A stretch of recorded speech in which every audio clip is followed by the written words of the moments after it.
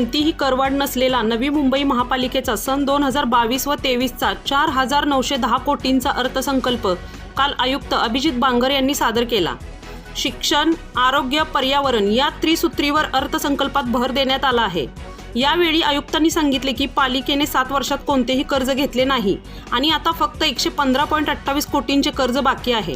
या अर्थसंकल्पात फेम 2 अंतर्गत 20 ठिकाणी इलेक्ट्रिक चार्जिंग स्टेशन उभारण्यात येणार असून मोरबे धरणावर 100 मेगावॅट क्षमतेचा तरंगता सोलार प्रोजेक्टचे नियोजन आहे. या अर्थसंकल्पात शहरामधील सर्व मालमत्तांची लीडार प्रणालीनुसार मोजणी करून मालमत्ता उत्पन्न वाढविण्यावर भर देण्यात येणार आहे. याशिवाय 100 रुपयांच्या अनामत रकमेवर झोपडपट्टीधारकांसाठी पाणी पुरवठा केला जाणार आहे. आरोग्य सेवा सक्षमीकरण करताना सर्जरी, गायनॉक, पीडियाट्रिक, ऑर्थोपेडिक, मेडिसिन अशा 5 शाखांचे पदव्युत्तर वैद्यकीय महाविद्यालय सन 2023 पर्यंत कार्यान्वित करणार असल्याचे आयुक्त अभिजित बांगर यांनी सांगितले. पालिकेच्या शाळांमधील स्कॉलरशिप विद्यार्थ्यांसाठी इस्रो येथे वार्षिक सहलीचे आयोजनची तरतूद सुद्धा करण्यात आली आहे. आयुक्त अभिजित बांगर यांनी या अर्थसंकल्पाबद्दल सविस्तर विवेचन केले. तेव्हा अर्थसंकल्पाच्या निर्मितीपूर्वी मागच्या वर्षीचं सिंहावलोकन ही पण एक फार महत्त्वाची बाब ठरते. मागच्या वर्षी जो आपण अर्थसंकल्प मांडला होता तो अर्थसंकल्प तसेच संपूर्ण वर्षामध्ये त्या अर्थसंकल्पाच्या अनुषंगाने आणि इतर अनेक बाबींच्या अनुषंगाने जी काही कार्यवाही झाली, जे काम झालं, याचा मायन्यूटली डिटेलमध्ये आढावा घेण्यात आला, अभ्यास करण्यात आला आणि त्यातून इनपुट्स घेऊन, त्यातून लर्निंग पॉईंट, ॲक्शन पॉईंट घेऊन त्याचा समावेश येत्या वर्षाच्या अर्थसंकल्पामध्ये करण्याचा प्रयत्न करण्यात आलेला आहे. आपणा सर्वांना कल्पना आहे, स्वच्छ सर्वेक्षण 2021मध्ये 10 ते 40 लाख लोकसंख्येच्या मोठ्या शहरांमध्ये देशातील प्रथम क्रमांकाच्या स्वच्छ शहराचा बहुमान नवी मुंबई शहराला प्राप्त झाला, इंडियाज क्लीनेस्ट बिग सिटी म्हणून. तसेच कचरामुक्त शहराचे म्हणजे गार्बेज फ्री सिटी कॅटेगरीमध्ये 5 स्टार मानांकन आणि हागणदारीमुक्त शहरांच्या श्रेणीमध्ये, ओपन डिफिकेशन फ्रीच्या श्रेणीमध्ये वॉटर प्लस हे सर्वोच्च मानांकन, म्हणजे देशातील ही 2 मानांकनं जी सर्वोच्च आहेत, जी काही ठराविक शहरांना भेटलेली आहेत, त्याच्यामध्येही नवी मुंबईचा समावेश आहे. ही आपल्या सर्वांसाठी मानाची बाब आहे. आणि त्याचबरोबर हे दोन्ही मानांकनं मिळवणारं महाराष्ट्रातलं नवी मुंबई हे एकमेव शहर आहे. याचासुद्धा आपल्याला सार्थ अभिमान असणं गरजेचं आहे. केंद्र शासनानं मागच्या वर्षी सफाई मित्र सुरक्षा चॅलेंज ही एक नवीन स्पर्धा सुरू केली होती आणि मला इथं नमूद करण्यासाठी आनंद होतो. या चॅलेंजमध्ये आपण आपल्या आतापर्यंतच्या, मी यावर्षीच्या म्हणणार नाही, आतापर्यंतच्या कामाच्या पार्श्वभूमीवरती अगदी पहिल्याच वर्षी फार दैदिप्यमान असं यश मिळवलं आणि आपल्याला देशामधलं 2ऱ्या क्रमांकाचं यामध्ये मानांकन प्राप्त झालं. नवीन एक कॅटेगरी केंद्र शासनाने सुरू केली होती स्वच्छ सर्वेक्षणमध्ये, प्रेरक दौड सन्मान. या कॅटेगरीमधलं सर्वोच्च जे आहे हे दिव्य म्हणजे प्लॅटिनम मानांकन जे आहे ते नवी मुंबईला प्राप्त झालं. महाराष्ट्र शासनाचं पर्यावरण विभागाचं माझी वसुंधरा म्हणून एक अभियान सुरू झालं होतं. या अभियानाबद्दल आपल्याला कल्पना आहे, आपल्याशी डायरेक्ट इनडायरेक्ट अनेक इंटरॅक्शन या अभियानाच्या बाबतीत झालेले आहेत. अत्यंत महत्त्वाचं हे अभियान मानलं पाहिजे, कारण कुठल्याही शहरासाठी पर्यावरण आणि क्लायमेट चेंज, वातावरणीय बदल हे 2 बाबी अशा आहेत की ज्या आपण दुर्लक्षित करून चालणार नाहीत आणि ती बाब ह्या कॉम्पिटिशनच्या माध्यमातून अधोरेखित होते. त्यासाठी सुद्धा पहिल्या वर्षीच्या स्पर्धेमध्ये महाराष्ट्रामध्ये 2य क्रमांकाचं मानांकन नवी मुंबई शहराला मिळालं. ही आपल्यासाठी अभिमानाची बाब आहे. हे सर्व मानांकनं प्राप्त करताना एक मटेरियल ॲस्पेक्ट असतो, भौतिक बाब असते जी फार महत्त्वाची ठरते. कारण कुठल्याही कॉम्पिटिशनमध्ये पार्टिसिपेट करताना त्याला मिळणारं रँकच्या सोबत जी गोष्ट आम्ही पाहत असतो ती असते बक्षिसाची रक्कम. कारण तो पण एक इन्सेंटिव्ह असतो शहरासाठी, आपण जी कामं करतो ती जस्टिफाय करण्याचा आणि अधिक जोमानं ती कामं करण्याचा. मला इथं सांगण्यासाठी अत्यंत आनंद होतो की मागच्या वर्षी जी मानांकनं आपल्याला प्राप्त झाली त्याच्या माध्यमातून नवी मुंबई महानगरपालिकेला 43 कोटी एवढी भरीव रक्कम पारितोषिक स्वरूपात प्राप्त झाली, प्लस 15 कोटी सँक्शन झालेली अजून प्राप्त होणं बाकी आहे, जी पाईपलाईनमध्ये आहे. नवी मुंबई महानगरपालिकेने मागच्या वर्षी ही जी सर्व मानांकनं प्राप्त केली याच्या बाबतीमध्ये अत्यंत नम्रपणे नमूद केलं पाहिजे, या मानाचे सर्व श्रेयकरी सर्वात प्रथम बाब, ही मानांकनं जी मिळवली महानगरपालिकेने मिळवलेली नाहीत, ही शहराने मिळवलेली आहेत. म्हणून मी मगापासून उल्लेख करतोय की ही शहराने मिळवलेली मानांकन आणि याचे सगळ्यात मोठे मानकरी जे आहेत ते आपले नागरिक आहेत.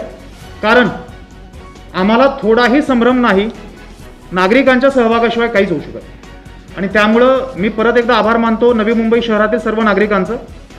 आणि दुसरी सर्वात महत्त्वाची बाब, ज्याच्या माध्यमातून आपल्याला स्वच्छतेची नवनवीन मानांकनं प्रत्येक वर्षी प्राप्त करणं शक्य होतं आहे, जे आपले स्वच्छता कर्मचारी आहेत यांच्याबद्दल आपण वेळोवेळी कृतज्ञता व्यक्त करतो. ही नेव्हर एंडिंग ॲक्टिव्हिटी आहे. We should be for ever grateful to them. त्यांच्या माध्यमातून आपल्याला ही सर्व मानांकनं प्राप्त होतात. शहर स्वच्छ करणं आणि सुंदर करणं ह्या दोन भिन्न बाबी आहेत.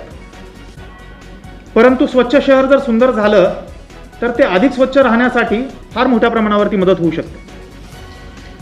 शहर स्वच्छतेप्रमाणेच सुशोभीकरणाकडेही विशेष लक्ष महानगरपालिकेने दिलं. जे जे स्कूल ऑफ आर्ट आणि इतर कला महाविद्यालये जी आहेत त्यांच्या माध्यमातून चित्रभिंतीमधून शहराचं रूप अधिक आकर्षक झालेलं आपण पाहतोय. एका बाजूला या सर्व ॲक्टिव्हिटी स्वच्छता आणि शहर सौंदर्यीकरण ह्या चालू असताना मागील 2 वर्षापासून, आता आपण फेब्रुवारी महिन्यात आहोत आणि मागच्या almost more than 2 years now आपण कोविडशी झगडतोय. आणि कोविडमध्ये जे कामकाज आपण केलं, जे काही झळ आपल्याला पोचली, दुर्दैवाने अशा आपल्याकडे कुटुंब आहे ज्याच्यामध्ये मृत्यू झाले. म्युकरमायकोसिस सारख्या आजाराच्या माध्यमातून कायमस्वरूपी व्यंग काही लोकांना प्राप्त झालं. ह्या सर्व पार्श्वभूमीतनं आपण अजूनही जातोय. या कोविड विरोधातील लढ्यामध्ये नवी मुंबई महानगरपालिकेने जागरूकतेने योग्य पावले उचलली, एक प्रयत्न केला संपूर्ण ताकदीने त्या परिस्थितीचा सामना करण्याचा. आणि त्यामुळं to the best of our capacity आपण आत्तापर्यंत ह्या व्हायरसचा सामना केलेला आहे. याची योग्य त्या ठिकाणी दखल पण घेतली गेलेली आहे. कोविडच्या लढ्यामधला एक फार महत्त्वाचा भाग होता लसीकरण.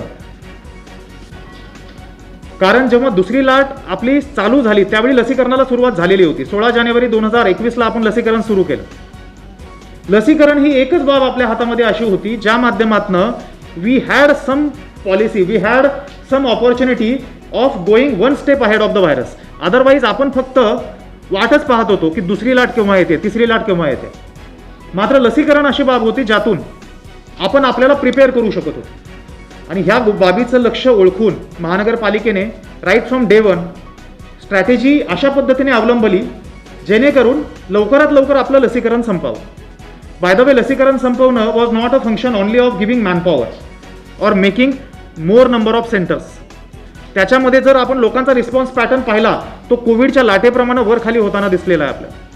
म्हणजे देर वर टाइम्स ज्यावेळी लोक रांगा लावून लसीकरण केंद्राच्या बाहेर उभे असायचे, while there were few times ज्यावेळी लसीचा फार मोठ्या प्रमाणावर साठा आहे पण लोक येत नसायचे. या पार्श्वभूमीवरती लसीकरणाचा प्रमाण जास्त राखण्यासाठी गरजेचं होतं ज्यावेळी रिस्पॉन्स जास्त आहे लोकांचा त्यावेळी संपूर्ण ताकदीनिशी लस उपलब्ध करून देणं, जास्तीत जास्त केंद्रावर उपलब्ध करून देणं जेणेकरून कमी कालावधीत जास्त लसीकरण होईल.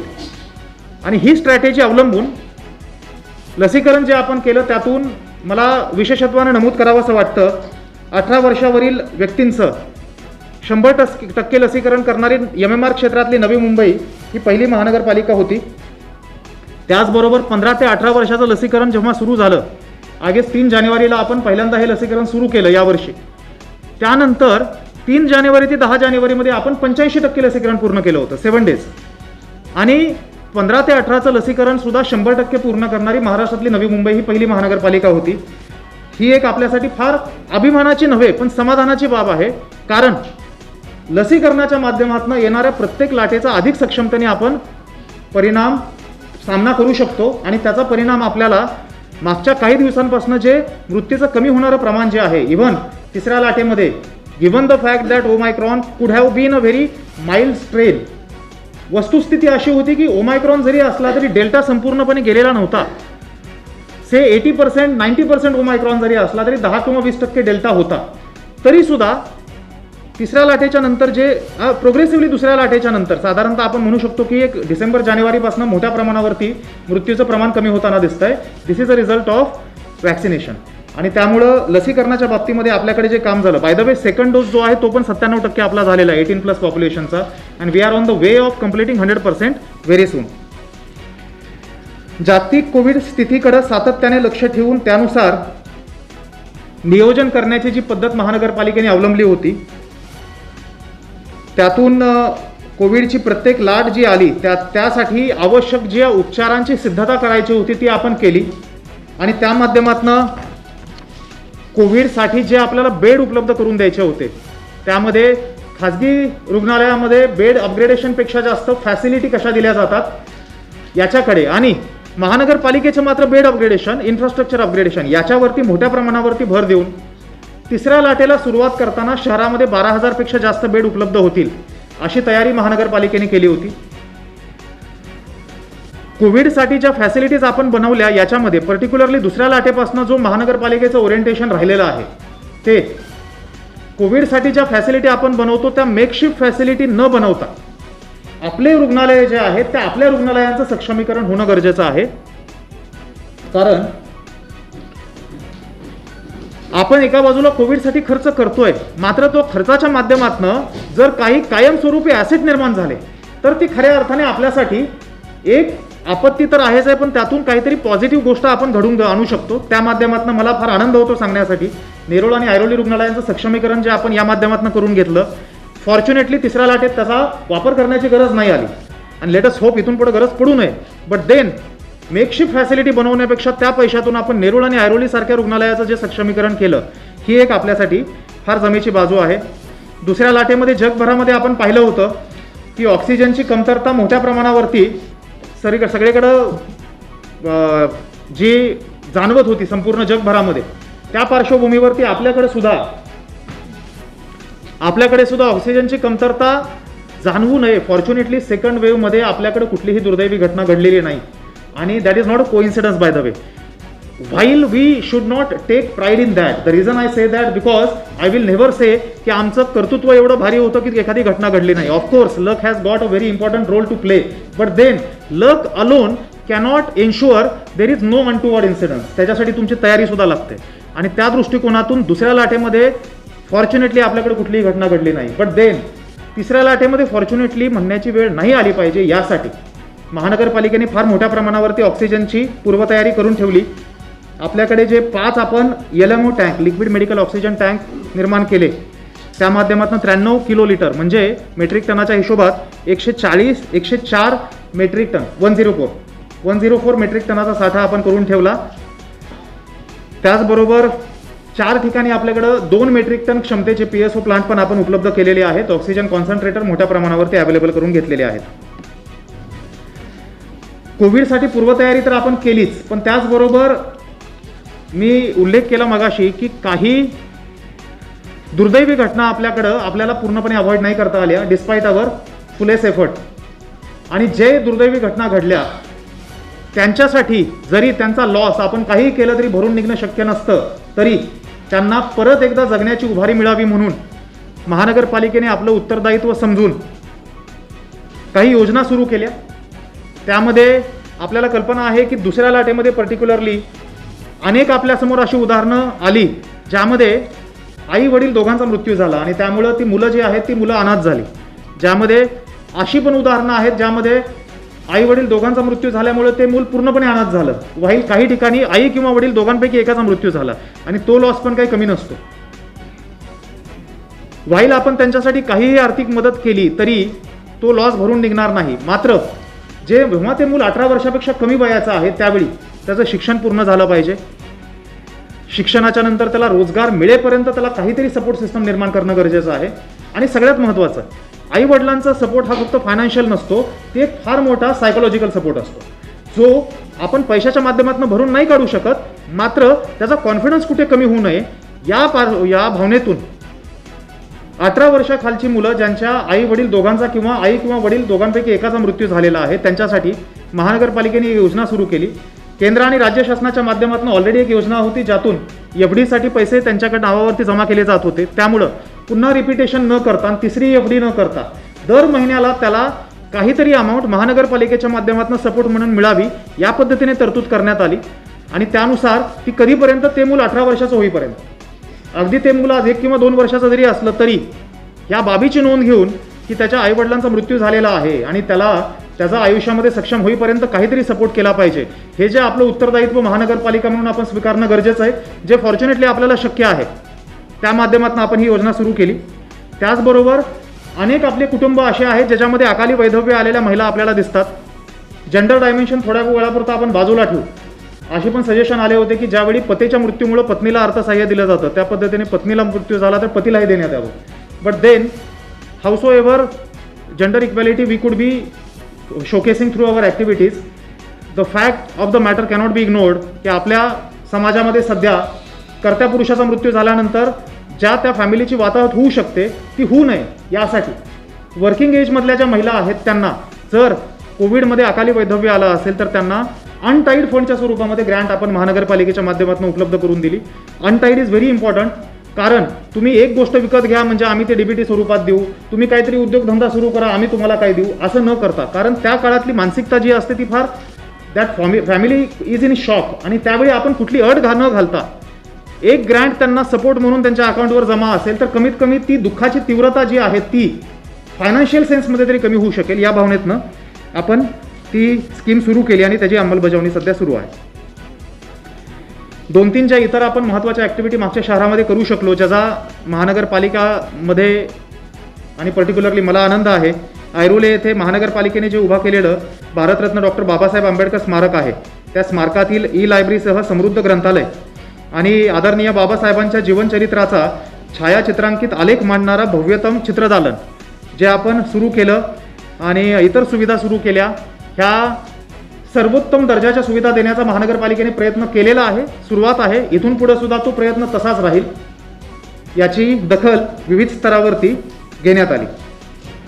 आपल्याही सर्वांचं मला या ठिकाणी आभार मानायचं आहे, कारण आपल्यामार्फत सुद्धा ही जी ॲक्टिव्हिटी महानगरपालिकेने केली ह्याची फार चांगल्या पद्धतीने दखल घेण्यात आली. वाचन संस्कृती वृद्धिंगत होण्यासाठी लांब अंतरावरील जी काय आपल्या NMMTच्या बसेस असतात त्यामध्ये आपण एक ॲक्टिव्हिटी सुरू केली, बुक्स इन बस. म्हणजे आपण लांब पल्ल्याच्या ज्या बसेस आहेत त्यामध्ये पुस्तकं उपलब्ध करून दिली, ज्या माध्यमातून वाचनाची एक सवय लोकांमध्ये राहील आणि मोबाईल स्क्रोलिंग करण्यापेक्षा जर वाचन करत राहिले तर ती व्यक्ती the wisdom can only be attain through reading ह्या उक्तीनुसार हे पुस्तकं जी उपलब्ध करून दिली त्याचाही आपल्याला बेनिफिट होऊ शकेल अशी अपेक्षा आहे. नवी मुंबई महानगरपालिका शाळांमध्ये शिकणाऱ्या विद्यार्थ्यांच्या ज्ञानामध्ये भर पडावी, त्यांच्या गुणांमध्ये वृद्धी व्हावी या दृष्टीने सध्याच्या प्रचलित दृकश्राव्य म्हणजे ऑडिओ व्हिज्युअल माध्यमातून शिक्षणाच्या संकल्पना स्पष्ट करणारं बायजू म्हणून जे शैक्षणिक ॲप आहे, आपल्याला कल्पना आहे की अत्यंत नावाजलेली ही कंपनी आहे आणि त्यांचे जे ॲप्लिकेशन जे असतात ते आपण आपल्या मुलांना बऱ्याच ठिकाणी उपलब्ध करून देण्याचा प्रयत्न करतो. While our regular curriculum and the teaching which we receive in school is not substandard, पण त्याला सप्लिमेंटरी म्हणून कन्सेप्च्युअल क्लॅरिटीसाठी अशा ज्या आपल्याला साधनं ऑडिओ व्हिज्युअलची मिळतात त्याचा फार मुलांना चांगला फायदा होऊ शकतो. या भावनेतनं CSRच्या माध्यमातून महानगरपालिकेचा कुठलाही पैसा खर्च न करता 40,000 विद्यार्थ्यांसाठी बायजू ॲप आपण घेण्याचं ॲग्रीमेंट केलं आणि त्याची सुरुवात ही आता अंमलबजावणी सुरू झालेली आहे. Let us turn to this year's budget now. 2022-23 या वर्षामध्ये आपण जे बजेट सादर केलेलं आहे त्या बजेटमधली जी काही ठळक बाबी आहेत त्याचा या ठिकाणी मी उल्लेख करतो. मागील 7 वर्ष नवी मुंबई महानगरपालिकेला सतत AA+ स्टेबल हे पद मानांकन मिळालेलं आहे. सदरचं पद मानांकन मिळवणारी नवी मुंबई ही महाराष्ट्रातील एकमेव महानगरपालिका आहे. We all should take pride in that. Moreover again 7 वर्ष मानांकन मिळणं हे काही 1 वर्षाच्या प्रयत्नाने होत नसतं. मागचे 7 वर्ष कन्सिस्टंटली सन्माननीय लोकप्रतिनिधी आणि प्रशासन यांच्या माध्यमातून जे प्रयत्न करण्यात आलेले आहेत त्याच्या म्हणून आपण ही परंपरा आतापर्यंत अबाधितपणे राखलेली आहे. मात्र एखादं मानांकन मिळणं, आपण स्वच्छतेमध्ये पाहतो, एखादं मानांकन मिळणं हे कठीण आहे, बट ते मिळवल्यानंतर टिकवणं अधिक जास्त कठीण असतं. लाईकवाईज जी काही आपल्याला आता आर्थिक बाबींमध्ये मानांकनं मिळालेली आहेत ती टिकणं सुद्धा गरजेचं आहे आणि त्याच्यासाठी काहीतरी आपला क्लिअर एक ॲक्शन प्लॅन असणं गरजेचं आहे. ते आपल्यासाठी क्रमप्राप्त आहे. एका बाजूला नवी मुंबई महानगरपालिका शहरातील नागरिकांना रस्ते, पाणीपुरवठा, मलनिस्सारण, स्वच्छता अशा सेवा सुविधा उपलब्ध करून देते. सक्षम आरोग्यसेवा, गुणवत्तापूर्ण शिक्षण, चांगली उद्यानं अशा पद्धतीच्या सेवा उपलब्ध करून देते. त्याचबरोबर जमेच्या बाजू ज्या आपल्या आहेत त्यामध्ये स्वतःचा महसुली खर्च भागवण्यासाठी सक्षम अशी उत्पन्नाची साधनंसुद्धा आपण निर्माण करतोय.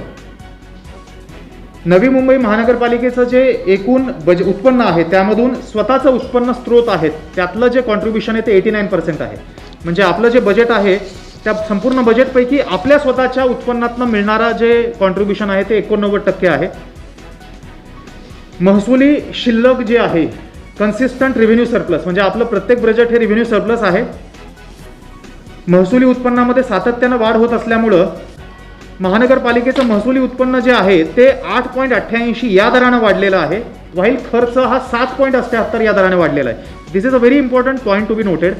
खर्च आपला जेव्हा 7.78 वाढलेला आहे त्यावेळी आपलं महसुली उत्पन्न revenue income and revenue expenditure revenue income जे आहे ते 8.88%. म्हणजे the rate at which revenue income is increasing is higher than the rate at which revenue expenditure is increasing. That is the reason consistently we have been able to maintain this league of presenting a revenue surplus budget. Navi Mumbai महानगरपालिका बरीचशी भांडवली कामं करत असते. ही सर्व भांडवली कामं आपण स्वतःच्या उत्पन्नातनं करतोय. पूर्वी आपण कर्ज घेतलं होतं, मागच्या काही वर्षांपासून आपल्याला नव्याने कर्ज घेण्याची गरज पडलेली नाही. सर्व आपण भांडवली कामं ही स्वतःच्या उत्पन्नातनं करत आहोत. कर्जाच्या बाबतीतली महत्त्वाची बाब, ज्या कर्जाचा बोजा आहे तो प्रोग्रेसिव्हली आपला कमी होतोय. मागील 7 वर्षात एकदाही कर्ज घेतलेलं नाही. उलट पक्षी घेतलेल्या कर्जाचं व्याज आणि मुदलाचे हप्ते जे आहेत ते वेळेवरती आपण फेडतोय. That is one of the reasons. आपली लोन सर्व्हिसिंग जी आहे ती चांगली असल्यामुळं आपल्याला चांगलं क्रेडिट रेटिंग मिळतं. सध्या महानगरपालिकेचं जे कर्ज आहे ते 115.28 करोड 115.28 करोड एवढं आपलं कर्ज सध्या बाकी आहे. नवी मुंबई महानगरपालिका विविध सोयी सुविधांसाठी लागणारा पैसा स्वतःच्या उत्पन्नातून उभा करत आहे. अशा प्रकारे खर्चासाठी लागणारा पैसा स्व उत्पन्नातून भागवणे, सतत वाढतं उत्पन्न आणि खर्चावर काटेकोरपणे नियंत्रण ठेवून महानगरपालिकेचं आर्थिक आरोग्य उत्तम ठेवण्यात आलेलं आहे. त्यामुळं महानगरपालिकेत सतत 7 वर्ष AA+ हे स्टेबल मानांकन प्राप्त झालं आहे. अशा प्रकारे मनपाचं आर्थिक आरोग्य चांगलं ठेवून महसूल उत्पन्नामध्ये वाढ करणं आणि महसूल खर्चामध्ये घट करणं हे उद्दिष्ट डोळ्यासमोर ठेवण्यात आलेलं आहे. One particular focus if you ask me with respect to financial component of the budget is concern, I would say the objective we are placing before ourselves this year of reducing revenue expenditure progressively. महसुली खर्च जो आहे आपला तो महसुली खर्च हा आपल्याला जर वाढत गेला तर उद्या कर्जबाजारी बनवू शकतो, किंवा जर आपण कर्ज तरीसुद्धा नाही घेतलं तर आपल्या ज्या सेवा दिल्या जातात त्या सेवांची गुणवत्ता ढासळण्याला कारणीभूत ठरू शकतो. त्या पार्श्वभूमीवरती एका बाजूला महसुली खर्चामध्ये दरवर्षी काहीतरी वाढ होणार आहे, बिकॉज नुसतं इन्फ्लेशन जरी अकाउंट केलं तरी 5 ते 6% वाढ होते.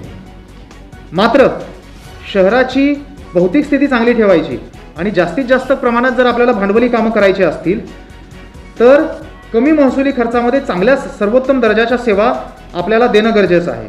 त्याकरिता महसुली खर्चामध्ये कशी बचत करता येईल, यापुढे महसुली खर्च कशा प्रकारे कमी करता येईल यासाठी उद्दिष्ट ठेवण्यात आलेलं आहे. मागील 5 वर्षाचा जर महसुली खर्चाचा आपण ट्रेंड पाहिला तर साधारणतः वी कॅन से एकूण आपलं जे उत्पन्न आहे त्या उत्पन्नाच्या 30% म्हणू शकतो आपण. 28 ते 30% 28% to 30% महसुली आपला खर्च आहे. Revenue expenditure is very dangerous for any organisation. याच्यावरती जर आपण नियंत्रण नाही ठेवलं तर तुमचं पूर्ण अर्थसंकल्प कोलमडू शकतो. माझा मुद्दा या ठिकाणी आहे की मागची 7 वर्ष आपल्याला AA+ मिळालं आहे, पण पुढची 7 वर्ष काय होणार आहे हे आपल्याला आता माहीत असणं गरजेचं आहे. आणि त्या दृष्टिकोनातून जर रेव्हेन्यू एक्सपेंडिचर कमी ठेवण्याचं टार्गेट आपण ठेवलं नाही तर आपल्याला पुढचे 5 वर्ष 7 वर्ष 10 वर्ष अर्थसंकल्प कोलमडू शकतो. या पार्श्वभूमीवरती आजच्या बजेटच्या माध्यमातून आम्ही एक टार्गेट डिपार्टमेंटच्या समोर ठेवलेला आहे. पुढील 5 वर्षामध्ये दरवर्षी 2% या दृष्टिकोनातून पुढच्या 5 वर्षात 10% एवढा महसुली खर्च आपल्याला कमी करायचा आहे. म्हणजे जर आपल्याला आज 30% पूर्ण उत्पन्नाच्या महसुली खर्च असेल तर पुढच्या वर्षी तो 28% असावा, त्याच्या पुढच्या वर्षी 26% असावा, त्याच्या पुढच्या वर्षी 24, 22, 20 करत पुढच्या 5व्या वर्षी आपण 20% ऑफ टोटल एक्सपेंडिचरपर्यंत आपला महसुली खर्च आणला पाहिजे. So that quality will not be compromise of activities we are doing on recurring basis. More fund could be made available for capital expenditure which is the real expenditure we should be targeting for. त्या दृष्टिकोनातून हे एक objective आजच्या अर्थसंकल्पाच्या दृष्टिकोनातून माध्यमातून डोळ्यासमोर ठेवलेलं आहे. आता शहरामध्ये ज्या काही महत्त्वाच्या बाबी अर्थसंकल्पाच्या माध्यमातून सादर केलेल्या आहेत त्याच्याबद्दल काही विवेचन आपल्यासमोर मी करतो. दूरगामी लाभदायी धोरणात्मक काही कामं आपण करतो. काही अशी धोरणात्मक कामं म्हणजे काही some strategically important works which are having very long term implications. अशी जी कामं आपण घेतो त्याच्यामधलं एक महत्त्वाचं काम आहे शहरामधले जे स्ट्रीट लाईट आपण पाहतो. ह्या सगळ्या स्ट्रीट लाईट सध्या ह्या सोडियम वेपर फिटिंगवरती चाललेल्या आहेत and that is not something we can be proud of. कारण आपण आज छोट्या छोट्या नगरपालिका नगरपंचायती बघतो ज्यांनी सगळ्या LED केलेल्या आहेत. So it was a high time that Navi Mumbai which is considered to be a city of 21st century आपल्याकडे LED असणं is not something we should be proud of. आणि त्या दृष्टिकोनातनं आपण सद्यस्थितीमध्ये शहरातील एकूण चालू वर्षामध्ये 9,068 म्हणजे 9068 एवढ्या स्ट्रीट लाईट LEDमध्ये कन्वर्ट केलेल्या आहेत चालू वर्षी. प्लस येत्या अंदाजपत्रकीय वर्षात म्हणजे येत्या आर्थिक वर्षामध्ये 35,004 म्हणजे 35,004 एवढ्या सोडियम वेपर फिटिंग ज्या आहेत त्या LEDमध्ये आपण कन्वर्ट करून घेणार आहोत. याचं सगळ्यात महत्त्वाचं कॉन्ट्रीब्युशन जे असणार आहे ते आपल्या लाईट बिलाच्या सेव्हिंगमध्ये असेल. आपलं 40% स्ट्रीट लाईटचं लाईट बिल जे आहे ते पुढच्या वर्षीपासून कमी होणं अपेक्षित आहे. म्हणजे पैशाच्या हिशोबात जर बघितलं तर पुढच्या वर्षीपासून जेव्हा आपल्या ह्या 35,000 लाईट लावून पूर्ण होतील तिथून पुढं प्रत्येक वर्षी ॲटलिस्ट 7 करोड आपली बचत होणार आहे, सेव्हिंग होणार आहे, जी आपल्या आत्ताच्या स्ट्रीट लाईटच्या लाईट बिलाची आहे ती. सो प्रत्येक वर्षी आपण कमीत कमी 7 करोड त्यामधनं सेव्हिंग होणं अपेक्षित आहे. रेस टू झिरो म्हणून एक कन्सेप्ट आहे. I take 2 minutes to explain what that concept is. When we speak of environment and climate change, we need to have a particular objective where we want to reach. आपण पर्यावरणाबद्दल फक्त बोलून चालत नाही, आपण climate चेंजबद्दल पण बोलणं गरजेचं आहे. Because climate change, you believe it or not, it is a reality. We all are facing that. आपण पूर्वी पाहत होतो गारपीट महाराष्ट्रामध्ये कधी होत नसायची, मात्र गारपीट has become a regular affair ना. पावसाचा पॅटर्न जर आता बघितला तर जूनमध्ये पाऊस पडेल याची शाश्वती राहिलेली नाही, जुलैनंतर पाऊस सुरू होतो. These are all symptoms of climate change. So every person, every organization, be it government or private, or that for that matter a person in his individual capacity should do something with regard to climate change. या भावनेतून नवी मुंबई महानगरपालिकेने सुद्धा race to zero म्हणून एक international objective आहे ज्याला विविध देश, विविध शासन, विविध संस्था स्वतःला कमिट करतात. That we are committing our state to that objective of race to zero. Race to zero म्हणजे काय? हे एक शून्य अचीव करण्याची शर्यत आहे. शून्य कशामध्ये अचीव करायचं आहे? In terms of carbon footprint. आपण ज्या ॲक्टिव्हिटी करतो त्या ॲक्टिव्हिटीमधनं कार्बन फुटप्रिंट जनरेट होते. म्हणजे आपण सगळं बंद करायचं असं नव्हे, आपल्या प्रत्येक ॲक्टिव्हिटीमधनं काहीतरी कार्बन फुटप्रिंट जमा होणारच आहे. We are using plastic bottle, that is generating a carbon footprint. But then while we should be aware about which activities we are doing so that जी निर्माण होणारी कार्बन फुटप्रिंट आहे ती कमी होत राहील. Plus we should simultaneously undertake few activities like tree plantation, ज्याच्या माध्यमातून ती कार्बन सेव्हिंग जे होणार आहे, कार्बन क्रेडिट जे मिळणार आहे. आणि जर एका वर्षामध्ये आपण सपोज 1 अब्ज ग्राम कार्बन फुटप्रिंट जनरेट केलं तर त्या वर्षी 1 अब्ज ग्राम एवढं कार्बन क्रेडिट ॲक्युमुलेट केलं तर आपला नेट कार्बन फुटप्रिंट 0 झाली. And that is the objective of race to zero. That is something which we are planning to achieve in Navi Mumbai corporation. यासाठी रेस टू झिरोला आपण कमिट केलेलं आहे, त्यांच्यासोबत ॲग्रीमेंट साईन केलेलं आहे. आणि इथून पुढं कशा पद्धतीने महानगरपालिकेचं कामकाज चालावं यासाठी काही आपण दिशा ठरवतोय. आपलं उद्दिष्ट जे आहे ते कार्बन न्यूट्रल बनण्याचं आहे. झिरो म्हणजे कार्बन न्यूट्रल. ऑफकोर्स जर आपण सरप्लस झालो म्हणजे जर आपण carbon credit is more than the carbon footprint you are generating हे जर अचीव करू शकलो तर that is something really welcome. या दृष्टिकोनातून प्रयत्न करतोय. कार्बन क्रेडिट आपल्याला किती मिळतं हे पाहण्यासाठी कार्बन ऑडिट होणं गरजेचं आहे, एनर्जी ऑडिट होणं गरजेचं आहे. ते एनर्जी ऑडिट केलं जाईल. आणि मी मगाशी एक मुद्दा मांडला होता जे आपण यावर्षीचे बजेट सादर करताना पर्यावरणशील शहर निर्मितीसाठी स्वतंत्र इको बजेट म्हणजे आपलं जे इको बजेट आहे म्हणजे बजेटमधला एन्व्हायरमेंटचा जो कंपोनंट आहे याचं एक सेपरेटली बजेट महानगरपालिकेच्या वतीने सादर केलं जाईल. आणि त्या बजेटमध्ये जे आपल्या पर्यावरण विषयक उपाययोजना आहेत त्यातून निर्माण होणारी कार्बन फुटप्रिंट आणि ज्या आपल्या प्रो एन्व्हायरमेंट इनिशिएटिव्ह आहेत ज्यातून मिळणारं कार्बन क्रेडिट या माध्यमातून पुढच्या किती वर्षामध्ये आपण रेस टू झिरो अचीव करू शकतो याचं एक बजेट महानगरपालिकेच्या वतीने मांडलं जाईल. टू बिगिन विथ जी पर्यावरणपूरक कामं चालू वर्षी आपण हाती घेतलेली आहेत याचा मी ब्रीफली उल्लेख करतो. माझी वसुंधरा अभियानाअंतर्गत आपण मियावाकी स्वरूपाचं प्लांटेशन करतो. Again I will take a minute to explain what Miyawaki is. Regular वृक्ष लागवड जी आपण करतो ती वृक्ष लागवड, nothing wrong in that. But Miyawaki हा एक जापनीज बॉटनिस्ट होता ज्याने एक नवीन प्लांटेशनची टेक्नॉलॉजी शोधून काढली. आपण पाहिलेलं आहे की सागाचं झाड, वडाचं झाड, पिंपळाचं झाड हे फार स्लो वाढतं, पण मियावाकी अशी टेक्निक आहे ज्यातून साग, वड, पिंपळ सारखी झाडंसुद्धा एका वर्षामध्ये 10 ते 15 फूट वाढू शकतात. And if you don't believe, you can see that happening at निसर्ग उद्यान कोपरखैरणे. निसर्ग उद्यान कोपरखैरण्यामध्ये जानेवारी ते मार्च 2021 जे आपण प्लांटेशन केलं होतं, ज्यावेळी मार्च 2021 ती झाडं 1.5 फुटाची होती, ती झाडं आत्ता 13 ते 15 फुटाची झालेली आहेत. I would urge everybody to go and see for themselves. इतकं सुंदर ते फॉरेस्ट डेव्हलप झालेलं आहे, अर्बन फॉरेस्ट मियावाकी पद्धतीने केलेलं. Now that particular initiative we are planning to implement at many other places in Navi Mumbai. मागच्या वर्षी आपण कोपरखैरण्याच्या निसर्ग उद्यानमध्ये 42,000 झाडं लावू. By the way, we are spending zero. We are not spending even a rupee of corporation. हे सगळं CSR मधनं केलं जात आहे. मागच्या वर्षी आपण 42,000 झाडं निसर्ग उद्यानमध्ये लावलेली होती आणि 5,000 आपण गणपतशेत तांडेल मैदानामध्ये, अशी 47,000ची मियावाकी लागवड मागच्या वर्षी केली होती. चालू वर्षामध्ये आपण निसर्ग उद्यानमध्ये, म्हणजे येत्या वर्षामधलं सांगतोय मी, निसर्ग उद्यान कोपरखैरणे या ठिकाणी ॲडिशनल 22,000, ज्वेल ऑफ नवी मुंबईमध्ये 80,000 आणि इतर 14 लोकेशन आहेत, त्या 14 लोकेशनमध्ये 70,000, अशी टोटल 1,72,000 म्हणजे 1,72,000 additional Miyawaki plantation we are planning to do in the coming year.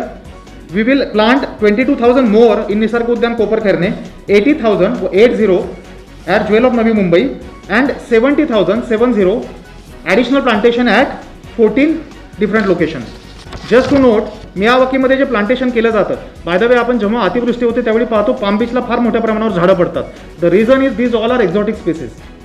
Palm बीचवरती जी झाडं लावली ती सगळी एक्झॉटिक झाडं आहेत आणि एक्झॉटिक झाडं ही पावसामध्ये सगळ्यात पहिली पडतात. जी इंडिजिनस स्पेसिस असतात ती ऊन, वारा, पाऊस याचा फार सक्षमतेने मारा सहन करतात. त्याचबरोबर पक्षी, प्राणी यांच्यासाठी ती फार चांगली असतात.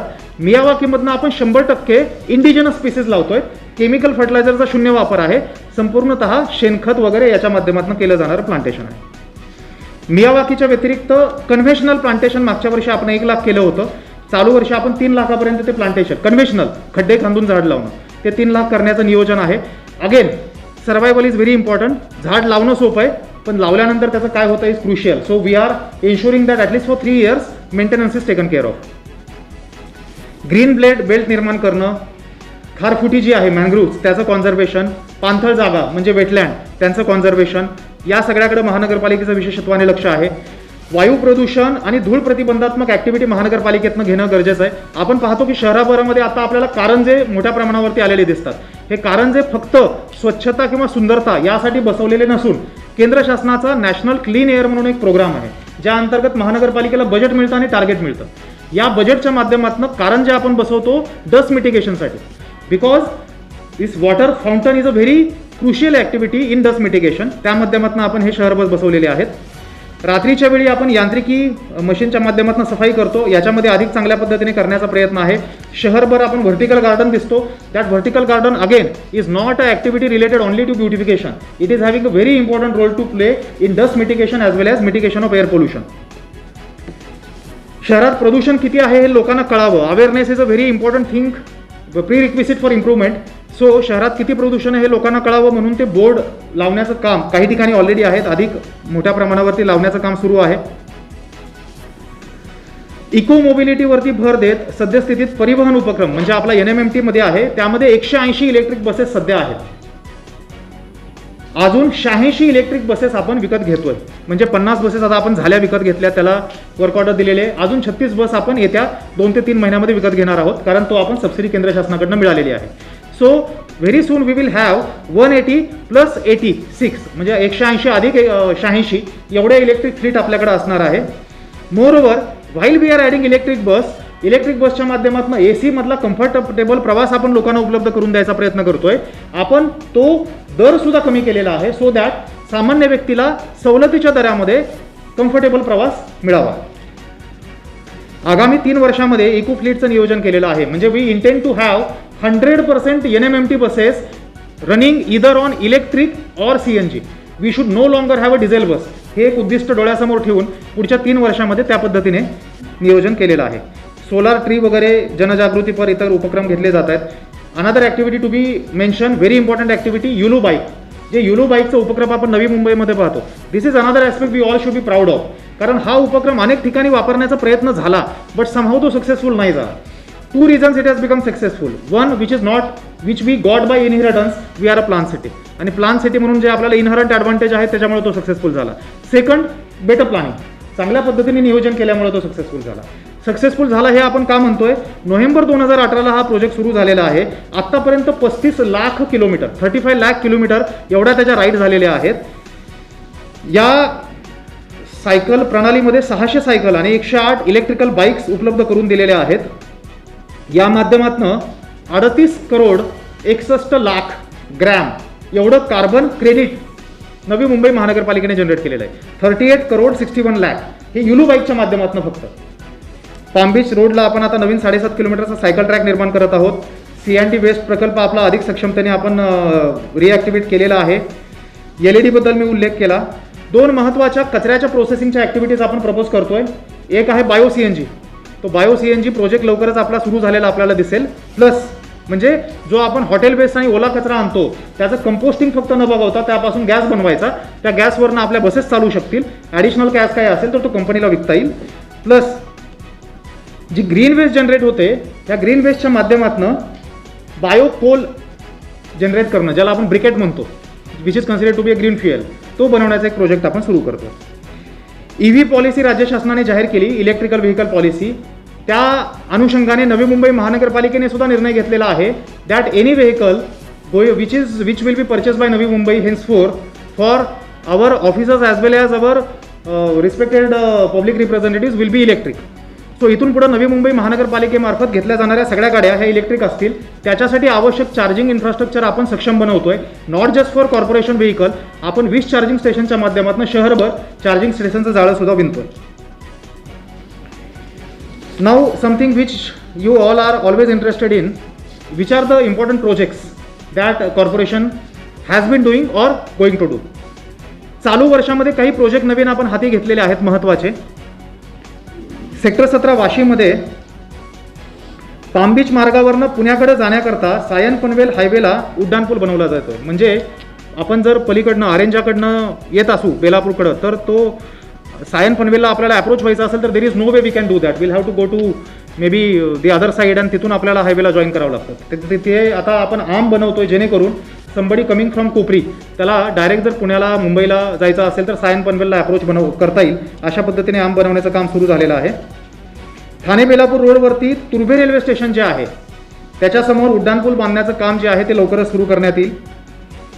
ऐरोली सेक्टर 5ला नाट्यगृहाचं काम जे आहे ते काम सुरू करण्यात आलेलं आहे.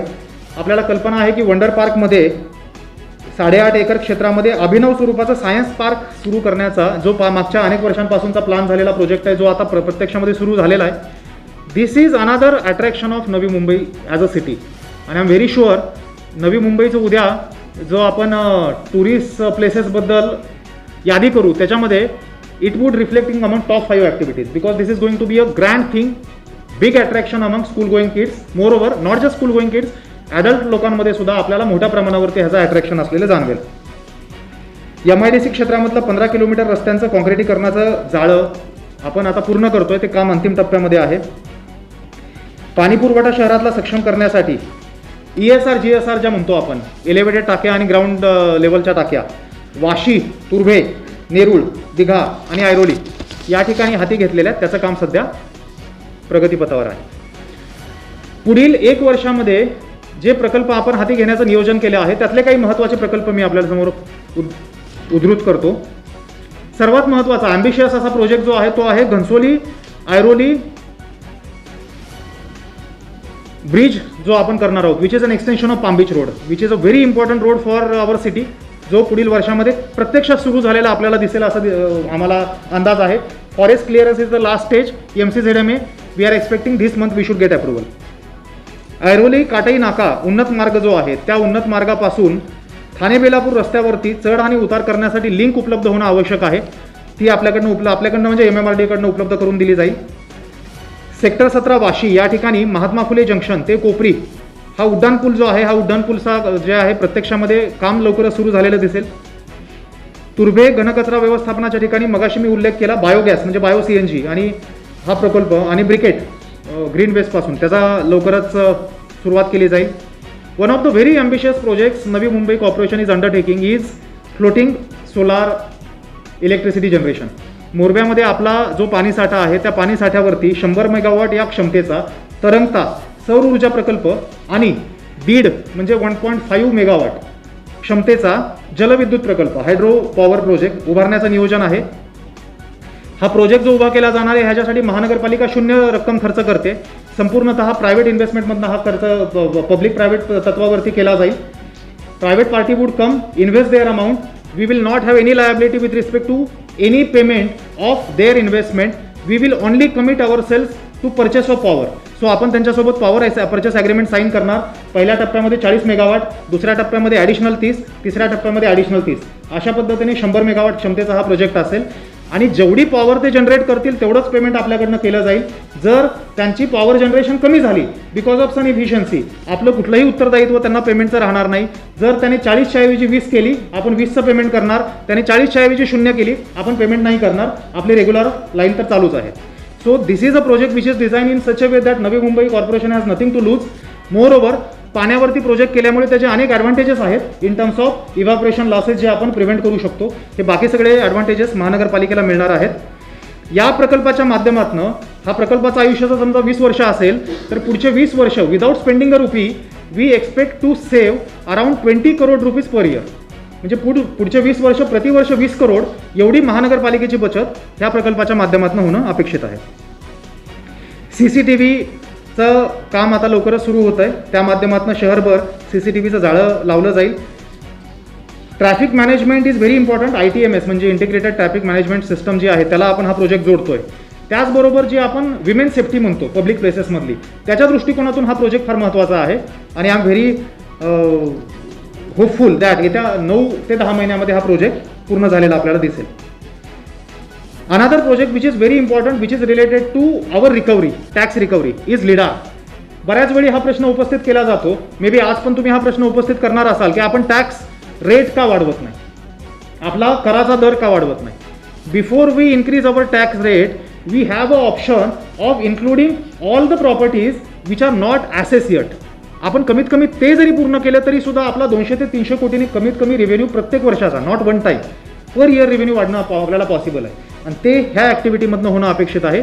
लिडारचा सर्वे आता सपोजेडली 28 फेब्रुवारीपर्यंत त्यांना सगळ्या परमिशन मिळणं अपेक्षित आहे ±15 डेज आणि त्याच्यानंतर प्रत्यक्षात काम सुरू झाल्यानंतर they'll take around 6 month ±1 month again. तिथून पुढं बिलं जनरेट होतील. म्हणजे आय एम व्हेरी होपफुल पुढच्या वर्षीचं 1 एप्रिलचं जे बिल जनरेट होणार आहे त्यावेळी आपल्या ज्या आत्तापर्यंतच्या अनॲसेस प्रॉपर्टीज आहेत त्या सगळ्या प्रॉपर्टीचा समावेश केला जाईल आणि आपल्याला टॅक्सचा इन्कम त्यातनं वाढलेला दिसू शकेल.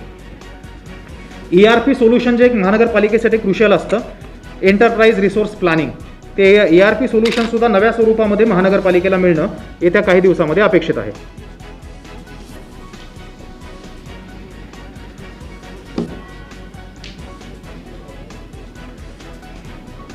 Another project which is very unique to Navi Mumbai is the agreement which we have signed with MIDC of reuse of sewage water, treated sewage water.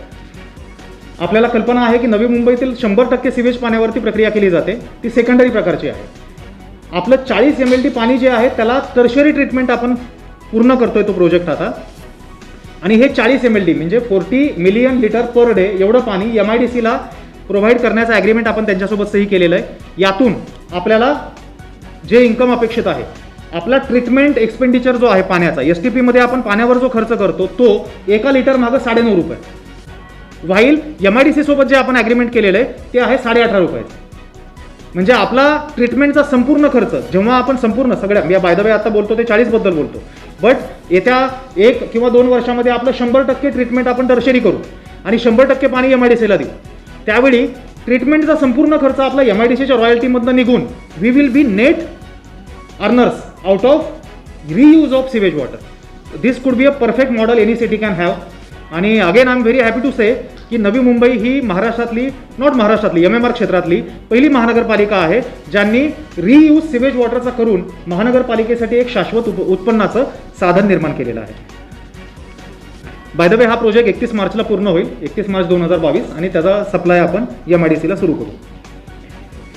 पाणी पुरवठ्यामध्ये वारंवार शहरातनं मागणी केली जाते की झोपडपट्टी क्षेत्रातले जे रहिवासी आहेत त्यांना पाणी पुरवठ्याचं कनेक्शन ऑफिशियल मिळावं आणि त्यांना सुद्धा बिल जनरेट व्हावं. त्यासाठी झोपडपट्टी धारकांना वैयक्तिक नळ जोडणी देण्याची प्रक्रिया सुलभ असावी यासाठी नळ जोडणीचा अर्ज, सर्वेक्षण पावतीची प्रत, आधार कार्डची प्रत आणि 1 जानेवारी 2011 रोजीच्या किंवा त्यापूर्वीच्या झोपडीची प्राधिकृत वीज कंपनीने वीज जोडणी दिल्याचं कागदपत्र, अभिलेख, देयक अथवा झोपडीसाठी महानगरपालिकेने जर मालमत्ता कर इश्यू केला असेल तर ते मालमत्ता कराची प्रत एवढीच कागदपत्र सादर करणं अपेक्षित आहे.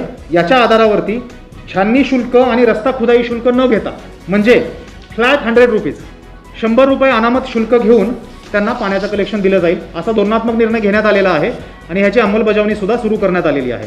सो दॅट झोपडपट्टी क्षेत्रामध्ये ज्या ठिकाणी आपण स्टँडपोस्ट पाहतो, पब्लिक स्टँडपोस्ट, त्या स्टँडपोस्टवरती लोकांचं अवलंबित्व कमी व्हावं. प्रत्येक व्यक्ती जी झोपडीमध्ये राहणारी असेल, स्लममध्ये, त्यांना स्वतःचं पाण्याचं कनेक्शन मिळावं ही प्रक्रिया आपण सुलभ करण्याचा, प्रत्येक म्हणजे of course subject to this criteria, त्यांना ती सुलभ व्हावी याचा आपण प्रयत्न करतो. आरोग्यामध्ये एक फार महत्त्वाची बाब आहे. नवी मुंबई महानगरपालिकेने आरोग्यसेवा सक्षम करण्यासाठी पदव्युत्तर वैद्यकीय महाविद्यालय म्हणजे पोस्ट ग्रॅज्युएट इन्स्टिट्यूट सुरू करण्याबाबत कार्यवाही मागच्या वर्षीपासून सुरू केलेली आहे. ती आता एका क्रुशियल टप्प्यावरती येऊन पोहोचलेली आहे, ज्या माध्यमातून जून 2023 म्हणजे पुढच्या वर्षी जून महिन्यामध्ये आपली पहिली बॅच सुरू होईल असं आपण नियोजन करतोय. पहिल्या वर्षी 5 शाखा सुरू करण्याचं महानगरपालिकेचं नियोजन आहे, ज्यामध्ये सर्जरी, गायनॅक म्हणजे स्त्रीरोगतज्ञ, पिडॅट्रिक लहान मुलांचा, ऑर्थोपेडिक आणि मेडिसिन, ह्या 5 शाखा, सर्जरी, गायनॅक, पिडॅट्रिक, ऑर्थोपेडिक आणि मेडिसिन, ह्या 5 शाखा पहिल्या वर्षी म्हणजे 2023च्या जून महिन्यात आणि त्याच्या पुढच्या वर्षी इतर 5, अशा पद्धतीने टप्प्याटप्प्याने ह्या PG medical, post graduate medical कॉलेजचा स्कोप वाढवला जाईल. शिक्षणमध्ये एक 2-3 महत्त्वाच्या बाबी आहेत. जेव्हा आपण शिक्षण म्हणतो त्यावेळी आपली जी विशेष प्रावीण्य मिळवणारी मुलं आहेत त्यांना आपण काहीतरी रिकग्नाइज करतो. कसं करतो तर त्यांना बक्षीस वगैरे थोडंफार देतो, म्हणजे जे स्कॉलरशिप मिळवणारी मुलं आहेत त्यांच्यासाठी. But then more than that, अजून लहान मुलांना जी विशेष प्रावीण्य मिळवणारी मुलं आहेत त्यांना चांगल्या क्वालिटीचं एक्सपोजर जर आपण देऊ शकलो तर ती जी स्वप्न पाहू शकतात तो होरायझॉन जो असतो ते क्षितिज फार आपल्याला रुंदावता आहे. आणि या दृष्टिकोनातून जी स्कॉलरशिप मिळवणारी नवी मुंबई महानगरपालिकेच्या शाळेत शिकणारी मुलं आहेत यांच्यासाठी दरवर्षी इस्रोला त्यांची एक सहल आपली आयोजित करता येईल अशा पद्धतीचं नियोजन महानगरपालिकेने सुरू केलेलं आहे आणि त्याची ॲक्टिव्हिटी येत्या वर्षांपासून सुरू केली जाईल आणि स्कॉलरशिप मिळवणाऱ्या मुलांना इस्रोसाठी एक शैक्षणिक सहल आयोजित केली जाईल. शिक्षणामध्ये शिक्षण म्हणजे अकॅडमिक एज्युकेशन हे एकच फक्त प्रावीण्य होऊ शकत नाही. शिक्षण सोडून प्रावीण्य मिळवण्याचे इतर अनेक मार्ग आहेत. Some people could be good in academics, some students somebody could be good in painting, कुणी क्रीडा क्षेत्रात चांगला असू शकतं. आपण एका बाजूला अकॅडमिकमध्ये चांगला परफॉर्मन्स देणाऱ्या मुलांना रिकग्नाइज करायचं, पण त्यावेळी एखाद्याचं कला कौशल्य दुसऱ्या कुठल्या तरी क्षेत्रात असेल ते इग्नोर करून चालत नाही. त्यामुळं चित्रकलेच्या ज्या महत्त्वाच्या परीक्षा शासनामार्फत घेतल्या जातात, ज्यामध्ये एलिमेंटरी परीक्षा आहे ग्रेड A आणि इंटरमिजिएट परीक्षा त्याच्यामध्ये ग्रेड A मिळवणारी जी मुलं आहेत त्यांना त्यांच्या हॉबीज म्हणणार नाही मी, त्यांची जी कला आहे ती कला त्यांना व्यवसाय म्हणून पुढे परस्यू करता यावी याच्यासाठी जो काही आवश्यक किट लागतं, सपोर्ट लागतो आणि मे बी प्रोफेशनल ट्रेनिंग लागतं. Because hobby cannot be converted in to profession unless you get professional training. त्यासाठी त्यांना जे प्रशिक्षण लागतं यासाठी एक विशेष अर्थसहाय्य महानगरपालिकेच्या माध्यमातून दिलं जाईल DBTच्या स्वरूपामध्ये. क्रीडा क्षेत्रामध्ये आपण पाहतो की प्रावीण्य मिळवणारी मुलं फार मोठ्या प्रमाणावरती महानगरपालिकेत आहेत आपल्या शाळेत शिकणारी.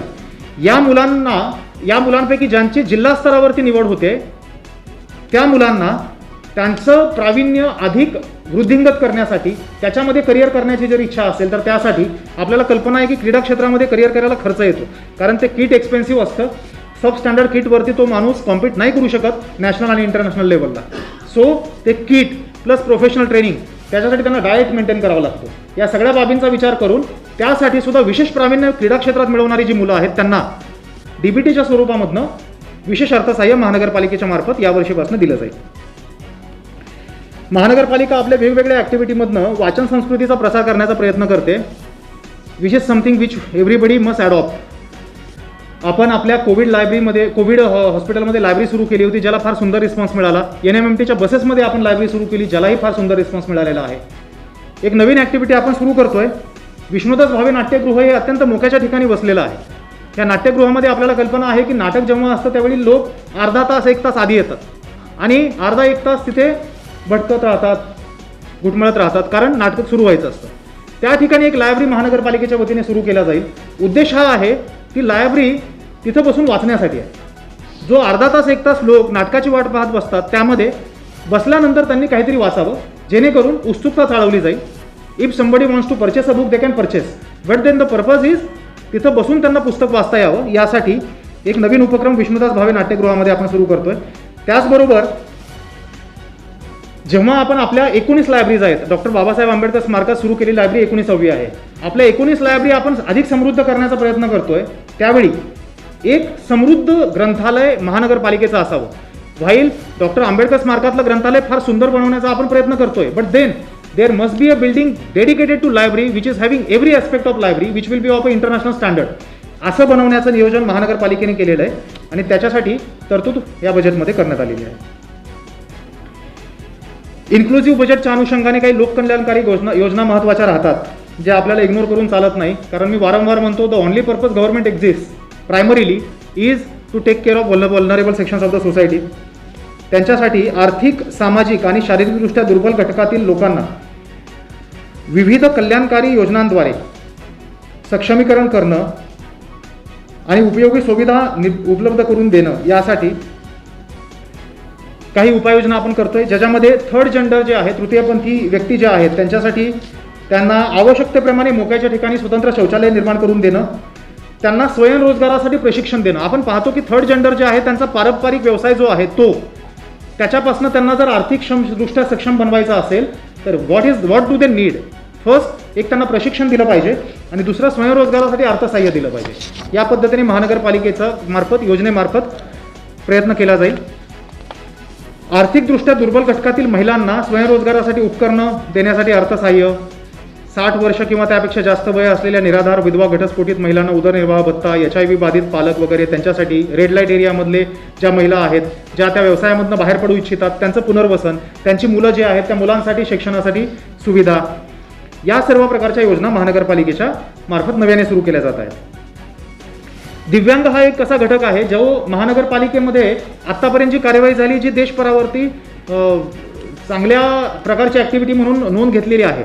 मात्र त्या ॲक्टिव्हिटीमध्ये सुद्धा अनेक बाबी नव्याने केल्या जाऊ शकतात. There are so many things which remain to be desired.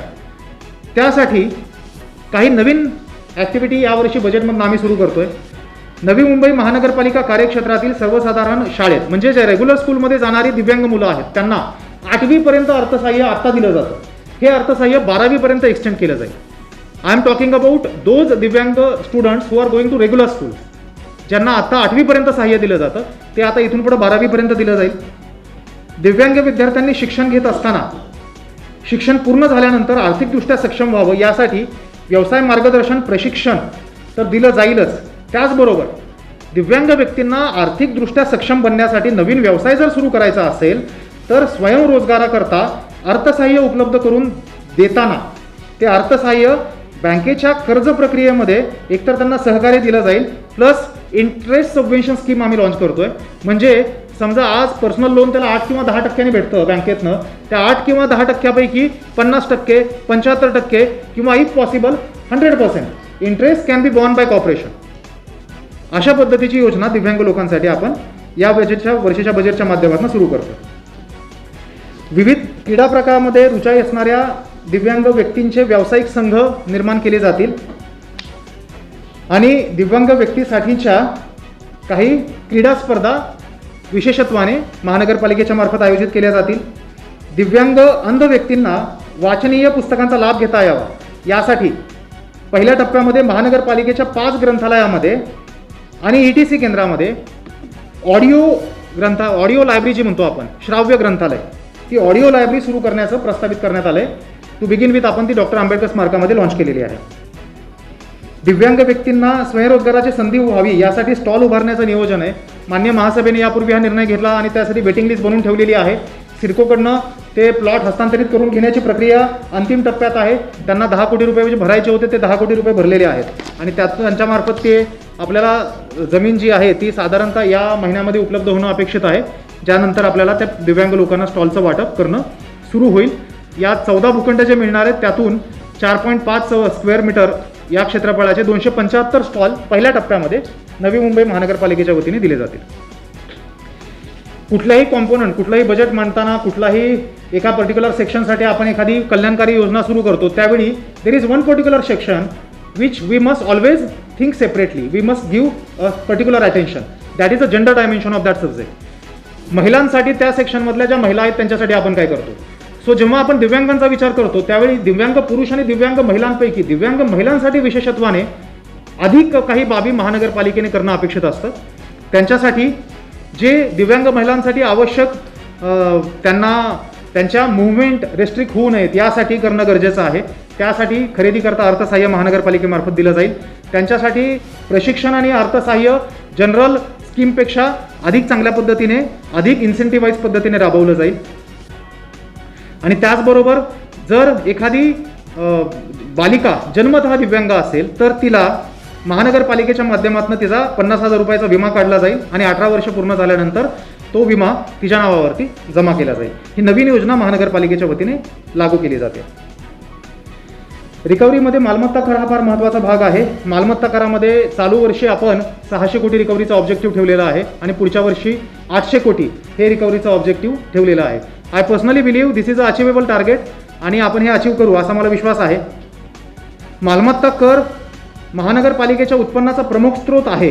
मात्र जर ही बिलं देण्यामध्ये विलंब झाला तर रिकव्हरी मार खाऊ शकते. यामुळं आत्तापर्यंत आपण फिजिकली देयकं देतो. इथून पुढं जी मालमत्ता कराची देयकं आहे ती दर 6 महिन्यांनी जी आपण देतो ही आयदर पोस्टाच्या माध्यमातून किंवा जी मान्यताप्राप्त कुरिअर सेवा आहे यांच्या माध्यमातून घरोघरी वितरित करण्याचा निर्णय घेतलेला आहे.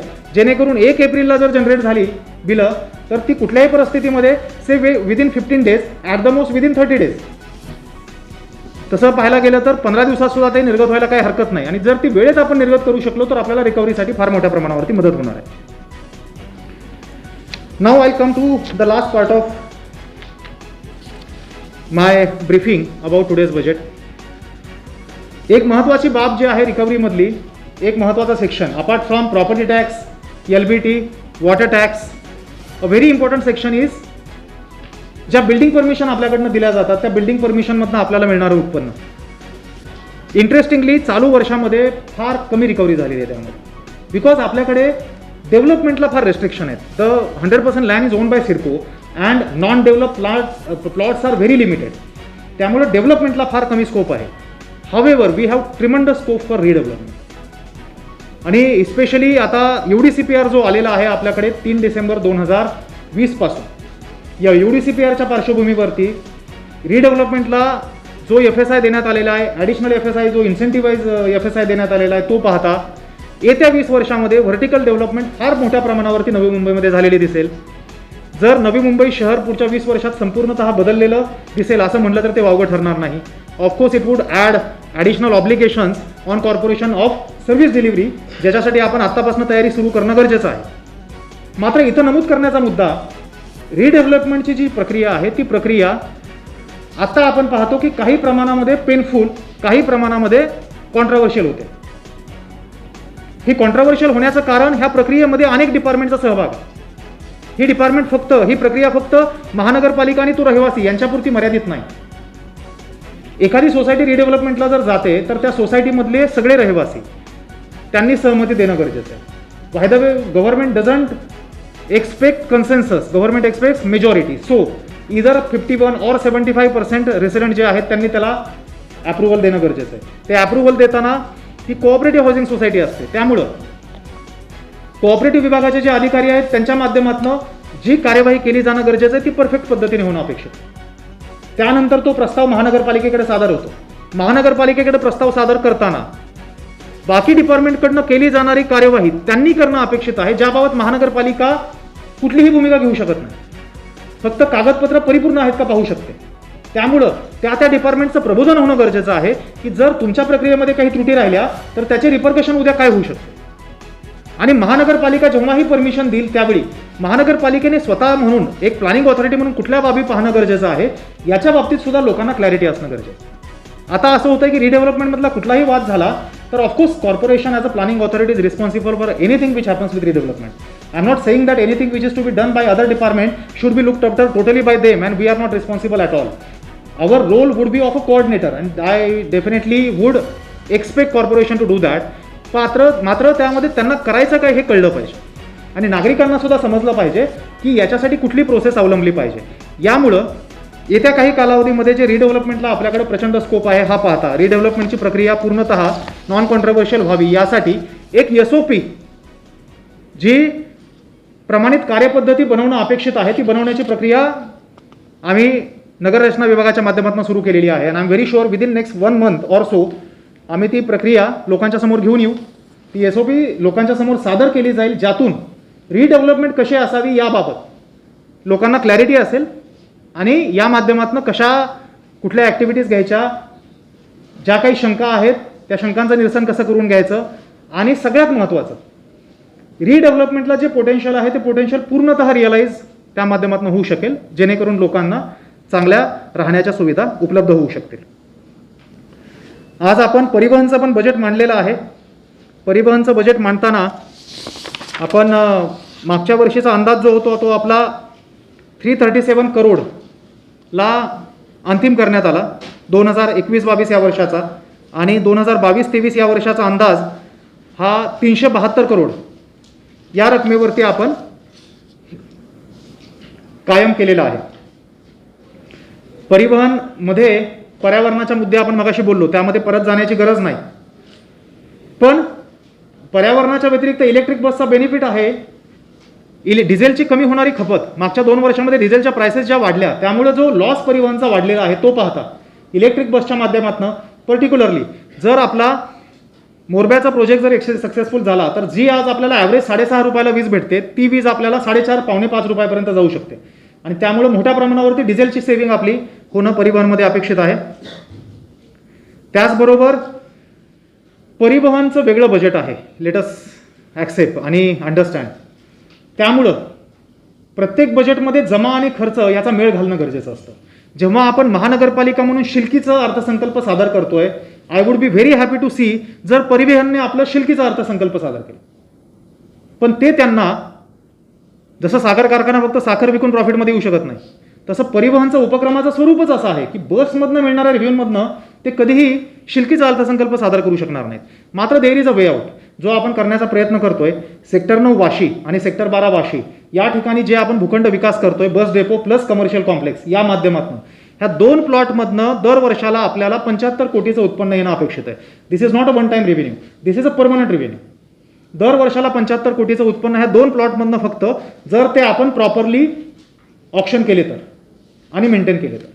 त्याचबरोबर पुढच्या टप्प्यामध्ये आपण कोफर करण्याचा आपला बस डेपो आहे आणि बेलापूरचा बस डेपो आहे. हे 2 बस डेपो डेव्हलप करण्याचा प्रोजेक्ट आपण हाती घेतोय. त्याचं ट्रान्झॅक्शन ॲडवायझर अंतिम झालेला आहे, प्लॅन बनवणं सुरू आहे. येत्या काही दिवसांमध्ये त्याचंही प्रत्यक्ष ग्राउंडवरती काम झालेलं दिसेल. या 4 प्रकल्पांच्या माध्यमातून जेव्हा आपण वाशी सेक्टर 9 आणि सेक्टर 12मधनं 75 कोटी बोलतो आणि कोपरखैरणे आणि बेलापूरमधनं जी काय रक्कम असेल ती which will certainly be not less than 50 crore. आज महानगरपालिकेकडनं जी सबसिडी दिली जाते परिवहनला ती सबसिडी देण्याची गरज भासणार नाही आणि ह्या उद्देशाने ती कामं होणं गरजेचं आहे. सर्वात महत्त्वाचं या उद्देशाने ते ऑप्शन होणं गरजेचं आहे. That value must totally be realise. तर मला विश्वास आहे की येत्या काही दिवसांमध्ये परिवहनला हा परमनंट उत्पन्नाचा स्रोत निर्माण होईल. तसेच रूट रॅशनलायझेशन ITMS प्रणाली जी आहे ज्याच्यामध्ये परिवहनला भारतातला 1 नंबरचा पुरस्कार मिळालेला आहे आपल्याला, त्या प्रणालीचा चांगल्या पद्धतीने जर वापर केला तर आपल्याला त्या माध्यमातून सुद्धा लॉसेस कमी करता येतील. त्यातून डिझेलची खपत कमी करता येतील, त्यातून रूट रॅशनलायझेशन करता येईल, त्यातून ॲक्सिडेंटचं प्रमाण कमी करता येईल. सो माझी परिवहन उपक्रमाकडनं सुद्धा मी अपेक्षा व्यक्त केलेली आणि आमचा मानस आहे ITMSचा सुद्धा एकदम चांगल्या पद्धतीने वापर करून घ्यायचा. आपण आज वृक्ष प्राधिकरणाचं बजेटसुद्धा सादर केलेलं आहे आणि वृक्ष प्राधिकरणाच्या माध्यमातून आपण वर्षभरामध्ये जी काही आपली हरितपट्टा निर्माण करणं, वृक्ष लागवड ही कामं करणं ही सुद्धा कामं करणार आहोत. I will take 2-3 more minutes.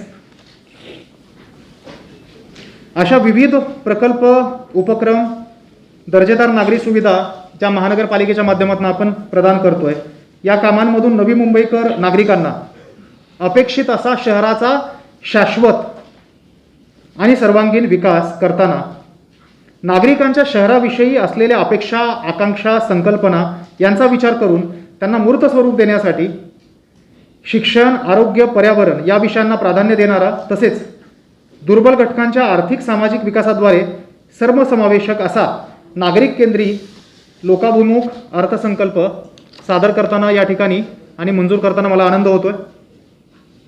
नागरिकांच्या महानगरपालिकेकडनं ज्या अपेक्षा आहेत त्याची आम्हाला कल्पना आहे आणि आम्ही नम्रतेने त्याचा स्वीकार करून आमच्या ज्या ॲक्टिव्हिटीज आहेत, जे कामकाज आहे, हे कामकाज जास्तीत जास्त पद्धतीने त्यांच्या अपेक्षेला कसं खरं ठरू शकेल हे करण्याचा महानगरपालिकेचा प्रयत्न राहतो. आज जे आपण बजेट बनवलं, हे बजेट बनवण्यापूर्वीसुद्धा विविध सन्माननीय लोकप्रतिनिधींच्या मार्फत अनेक सूचना देण्यात आल्या होत्या, अनेक विनंत्या करण्यात आल्या होत्या. त्या सर्व सूचनांचा विचार करून त्यातील आवश्यक बाबींचा समावेश अर्थसंकल्पामध्ये करण्यात आलेला आहे. अशा रीतीने मागील उद्दिष्टपूर्ती करणारं आरंभीची शिल्लक मागच्या वर्षीची 2,205 कोटी आणि 2,591 कोटी जमा असं एकूण मागच्या वर्षीचं 4,797 कोटी रुपयाचं 4,797 करोड लास्ट इयर बजेट आणि चालू वर्षाचं म्हणजे पुढील वर्षाचं 3,443 कोटी जे आपली ओपनिंग बॅलन्स आहे, 3,443 कोटी हा मागच्या वर्षीचा खर्च, अशा पद्धतीचं बजेट आपण कायम करतोय. 2021-22 या वर्षाचं 4,797 कोटी या रकमेचं बजेट आपण अंतिम केलेलं आहे. जेव्हा आपण 2022-23चा विचार करतो, त्या येत्या वर्षासाठी, आर्थिक वर्षासाठी 1,354 कोटी एवढी ओपनिंग बॅलन्स आणि 4,910 कोटी जमा,